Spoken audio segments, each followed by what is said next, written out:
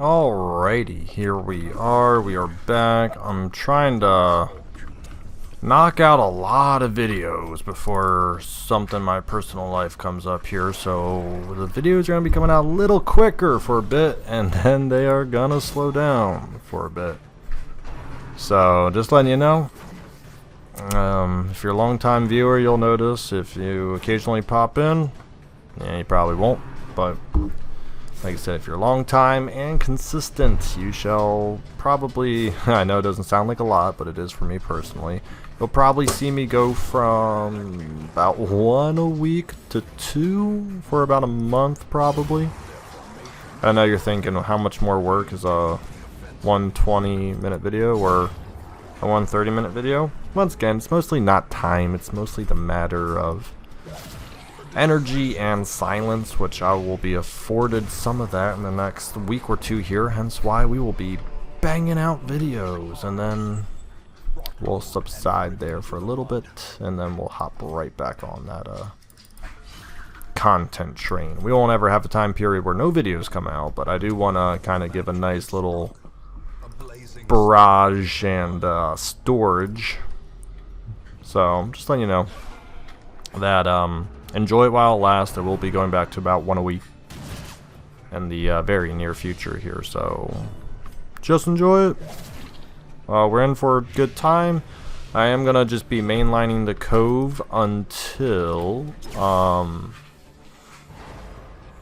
we do the siren, which is only 2 dungeons, so I'm gonna do both of those dungeons in this sitting. There'll be different videos depending on how fast this dungeon finishes, which I'll see. It'll be probably an awkward amount of time. It'll probably be like a 13-minute video.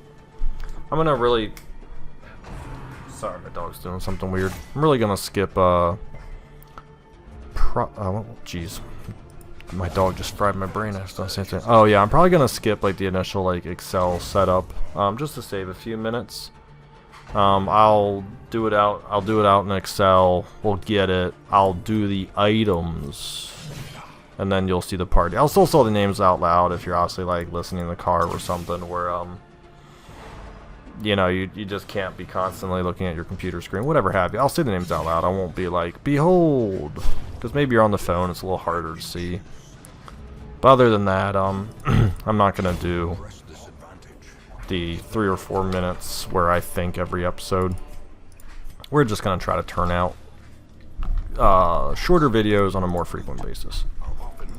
That way you can get more of the good stuff, random parties, without necessarily all the maybe thought of what I'm gonna do with it. Because for the most part, when I do go in, I mostly narrate. I can't help it. It's just my natural mindset. I have to narrate fights and what I'm doing.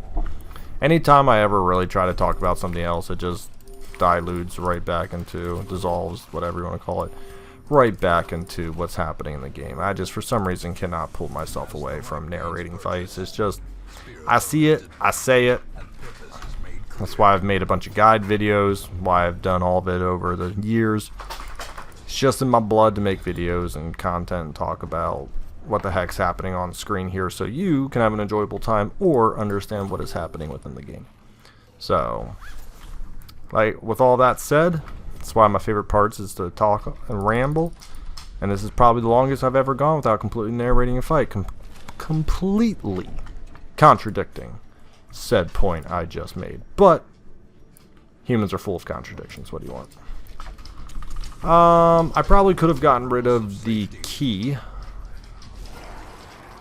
and kept it 350, but from a maximization standpoint, that's really not the best, because if we do come across one chest, that little 350 I was going to keep for getting... I could have also I did get rid of the blights.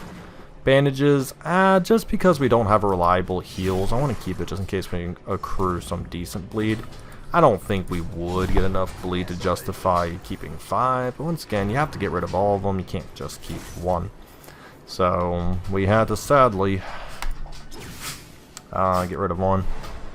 Moved him to, wow, very front position. Okay, it's not an issue at all. He's stunned up. I don't care, but maybe the body has a weird interaction. I thought that only moved you 1 space, but maybe not.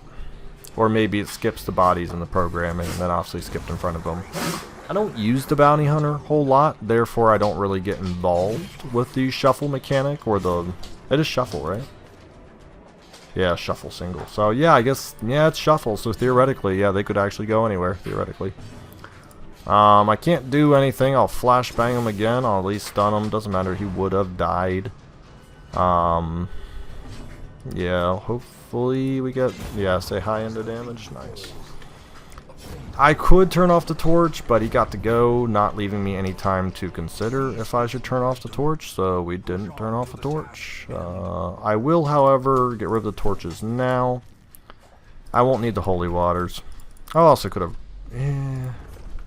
Yeah, that's why I wanted to keep the medicinal herbs.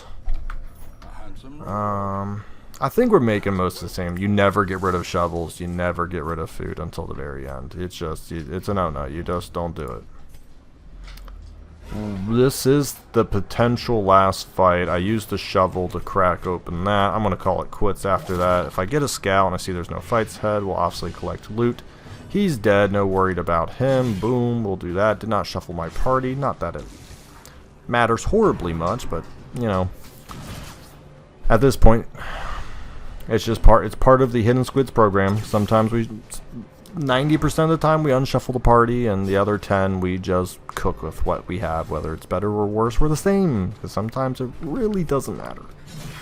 And in this situation, it really didn't matter. I'm trying to think of how that would benefit me. I guess theoretically, if I was to break through now, she could have lunged, but she got the go before her anyway, so really, not a detriment at all. So I guess the only thing you could say is I got the, I don't know, it don't really matter that much. It's a short dungeon, and he's probably gonna point blank as long as he doesn't critical. I mean, he can do massive damage. I just don't want the stress. Oh, punishment, that's stress. Nice dodge though. We're gonna turn off the torch. He's done though. How much bleed he's got? 2. Just need to do 7 damage. That's 10. Lots of money coming my way. Boom, boom, boom, boom. I just want to see how the scout goes. Yeah, we're gonna go take care of that trap and stuff. We're gonna unshuffle here. I don't need the medicinal. I want the shovel for that. I don't need the bandages. Oh, we're gonna chance a food check. We didn't really get that many, so I'm not gonna lie. I'm really nervous to even venture that far. It's 3 spaces, wish me luck, because in pitch black and a food check, it's just game over. Mother! Flippin' flippers! Oh my heavens. We made it 2 spaces. You know, I told you, greater judgment. Sometimes you just follow protocols, because even if it wouldn't have happened, it's not that bad. It's like, what, 20 stress on everybody. It's just one of those like silly things where it's like, man, it's like this. I literally said, this is why. Look, this is a great training. This is why you don't do it. If you know it's bad, don't do it. Just don't do it. If literally in the back of your skull you're like, this is what causes problems, don't do it. This is how Darkest Dungeon gets you. Slowly but surely, it will chip away at the bad choices in your life. So you gotta avoid them. Alright.